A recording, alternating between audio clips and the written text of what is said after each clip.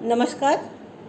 मी अलकनंदा दुर्गे आपल्या सगळ्यांचं माझ्या चॅनलवर मनपूर्वक स्वागत करीत आहे.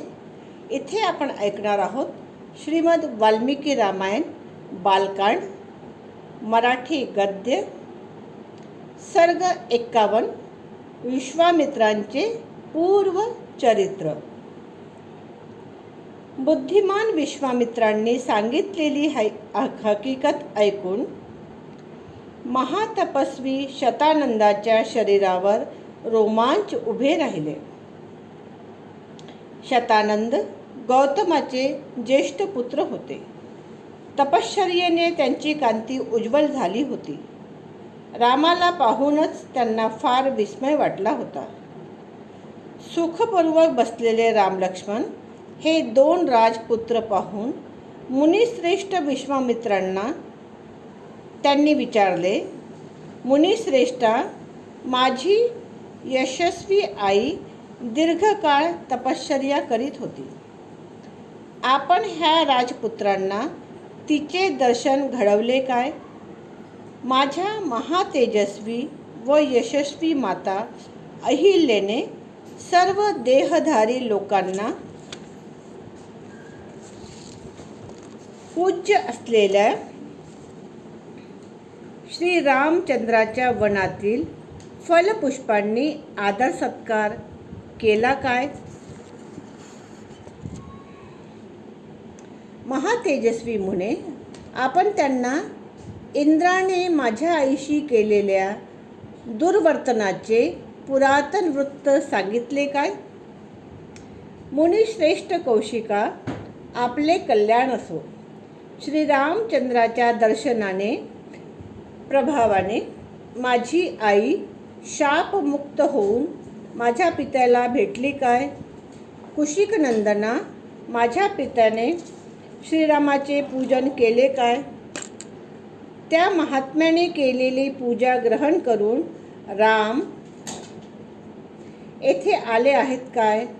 कुशिक नंदना, येथे आलेल्या श्रीरामांचे माझ्या मातापित्यांनी पूजन केल्यानंतर श्रीरामाने शांत चित्ताने माझ्या पित्याला अभिवादन केले काय?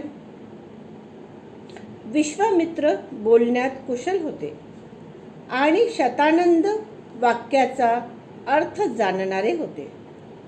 शतानंदाचे प्रश्न ऐकून महामुनी विश्वामित्र म्हणाले, मुनिश्रेष्ठा, जे कर्तव्य होते ते सर्व मी केले आहे.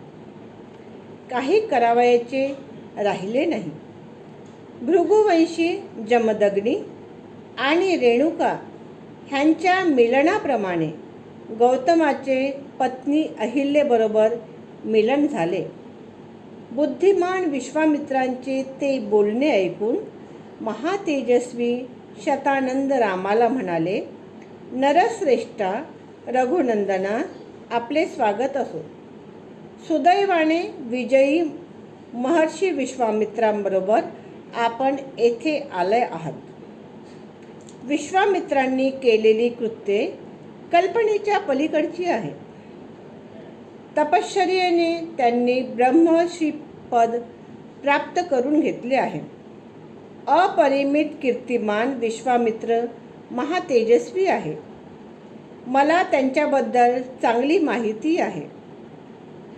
श्रीरामा, ह्या पृथ्वीवर आपल्यापेक्षा जास्त धन्य असा दुसरा कोणीही पुरुष नाही.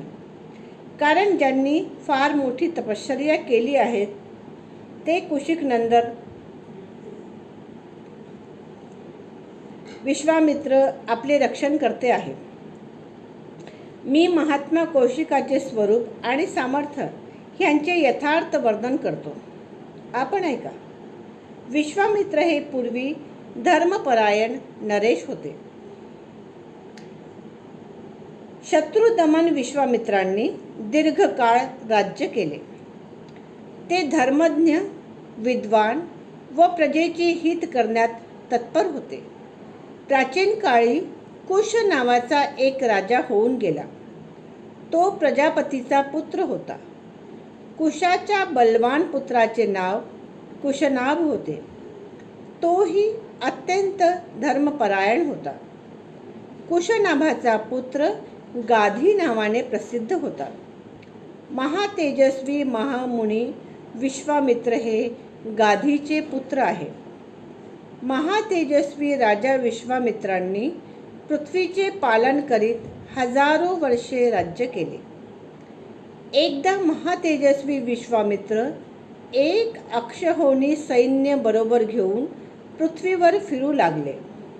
अनेक नगरे, राष्ट्रे, नद्या, पर्वत ओलांडून संचार करीत विश्वामित्र राजा क्रमाक्रमाने वशिष्ठ ऋषींच्या आश्रमात आले.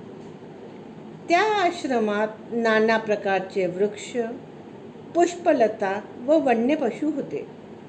सिद्ध आणि चारण सुद्धा त्यांच्या आश्रमात राहत होते. देव, दानव, गंधर्व, किन्नर त्या आश्रमाची शोभा वाढवित होते. शांत मृगाने तो आश्रम भरला होता. अनेक ब्राह्मण, ब्रह्मर्षी व देवर्षी तेथे राहत होते.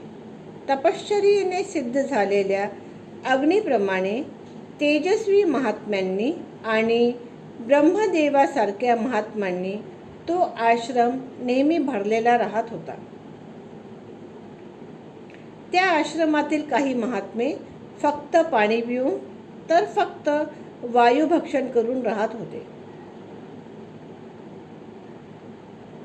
काही महात्मे कंद खाऊन, काही फळे खाऊन तर काही वाळलेली पाने खाऊन तेथे राहत होते. त्यांनी काम क्रोधादी जिंकून इंद्रिय दमन केले होते. तेथे काही ऋषी होम करीत होते तर काही जप करीत होते. बालखिल्य आणि इतर वैखानस महात्मे त्या आश्रमाजवळ राहत होते. त्यामुळे वशिष्ठांचा आश्रम दुसऱ्या ब्रह्मलोकांप्रमाणेच भासत होता. विजयी वीरांमध्ये श्रेष्ठ असलेल्या महाबलवान विश्वामित्रांनी त्या आश्रमाचे दर्शन घेतले. सर्ग 51 इथे संपत आहे. आपल्याला जर हा सर्ग आवडला असेल तर व्हिडिओला लाईक, सबस्क्राईब आणि शेअर करा. पुन्हा भेटूया रामायणाच्या पुढच्या भागात. नमस्कार. राम राम. जय श्रीराम. थँक्यू.